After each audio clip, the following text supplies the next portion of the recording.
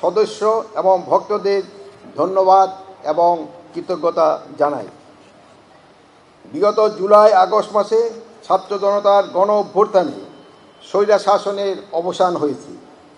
এই আন্দোলনে ধর্ম, বর্ণ, জাতি, সম্প্রদায় নির্বিশেষে সকলকে একই কাতারে ঐক্যবদ্ধ ও সামিল করেছে। পৃথিবীর সকল ধর্মের মূল বাণী হচ্ছে শান্তি। আপনারা দুর্গাপূজায় শোষণমুক্ত, বৈষম্যহীন আরও কল্যাণমুখী রাষ্ট্র প্রতিষ্ঠার লক্ষ্যে প্রার্থনায় প্রতিজ্ঞা করবেন এই কামনা করি। আমি জেনেছি অনেক বড় আঙ্গিকে এই পূজার আয়োজনে অনেক অর্থ, সম্পদ, মেধা ও শ্রম ব্যয় হয়েছে।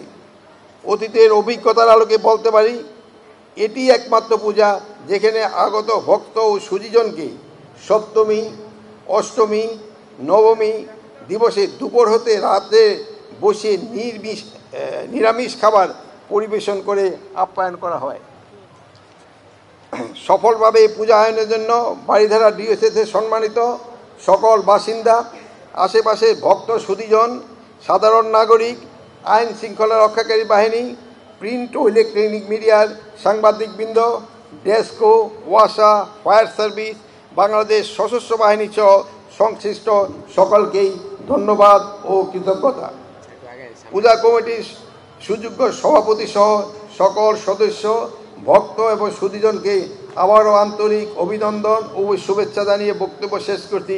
ধন্যবাদ সকলকে।